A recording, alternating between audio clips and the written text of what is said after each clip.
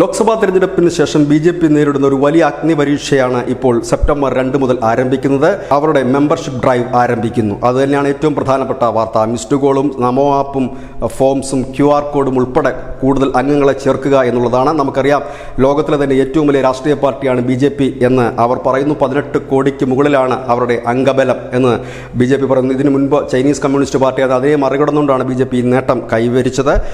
ഇതിനോടൊപ്പം തന്നെ ഈ മെമ്പർഷിപ്പ് പുതുക്കേണ്ട കാലാവധികളുണ്ടായിരുന്നു. കോവിഡിൻ്റെ ആ ഒരു സന്ദർഭത്തിൽ ഇത് പുതുക്കുവാൻ കഴിഞ്ഞില്ല. അതുകൊണ്ടാണ് വീണ്ടും ഈ ഡ്രൈവ് അവർ വെക്കുന്നത്.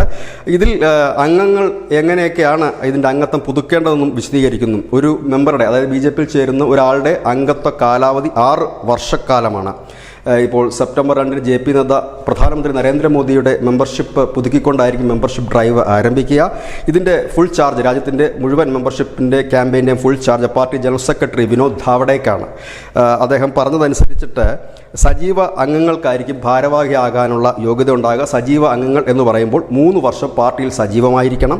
മിനിമം 50 പേരെയെങ്കിലും പുതിയതായി പാർട്ടിയിൽ കൊണ്ടുവന്നിരിക്കണം. ഇവരെയാണ് ഭാരവാഹി പട്ടികയിലേക്ക് അല്ലെങ്കിൽ ഭാരവാഹികളാകാനായിട്ട് നോമിനേറ്റ് ചെയ്യപ്പെടുന്നത്, അല്ലെങ്കിൽ ഭാരവാഹികളാകാൻ മത്സരിക്കാൻ യോഗ്യത ഉള്ളവർ.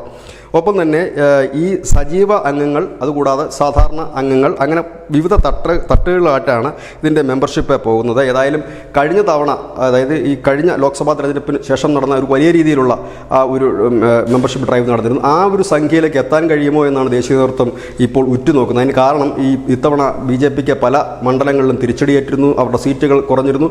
അപ്പോൾ ആ ശക്തി, പഴയ ജനപ്രീതി വീണ്ടും ഉണ്ടോ എന്ന് അളക്കുന്ന ഒരു അളവുകോലായി ഇത് മാറുന്നു. ഒപ്പം തന്നെ സംസ്ഥാനങ്ങൾക്ക് ടാർഗറ്റുകൾ വിധിച്ച് നൽകിയിട്ടുണ്ട്. ഈ ടാർഗറ്റുകൾ സംസ്ഥാനം അച്ചീവ് ചെയ്യാൻ കഴിയുമോ എന്നുള്ള കാര്യം നോക്കുന്നു. ഒപ്പം തന്നെ ഈ സജീവ അംഗങ്ങളിൽ എത്ര പേർ സജീവമായിരുന്നു എന്നൊക്കെ ഉള്ളത് ഈ ഒരു മെമ്പർഷിപ്പ് ഡ്രൈവ് കഴിഞ്ഞതിന് ശേഷം മാത്രമാണ് അറിയാൻ കഴിയുക. അതായത് സെപ്റ്റംബർ 2 മുതൽ ഒക്ടോബർ 31 വരെയാണ് ഈ ഡ്രൈവ് നടക്കുന്നത്. ഇതിൽ ബി.ജെ.പി. തന്നെ കണക്ക് കൂട്ടുന്നത് ഈ ആദിവാസി മേഖലകൾ, മലയോര മേഖലകളൊക്കെ വളരെ സ്ലോയിലായിരിക്കും ഈ വർക്ക് നടക്കുക. കാരണം അവിടുത്തെ ഭൂപ്രകൃതിയുടെ ഒരു വ്യത്യാസം കൂടി ഇതിൽ കണക്ക് കൂട്ടുന്നുണ്ട്. ഏതായാലും ബി.ജെ.പി. സംബന്ധിച്ച് ഒരു വലിയ തലവേദനയായി മെമ്പർഷിപ്പ് ക്യാമ്പയിൻ മാറുമോ എന്നുള്ളത് കാത്തിരുന്ന് കാണാൻ. News desk news India Malayalam.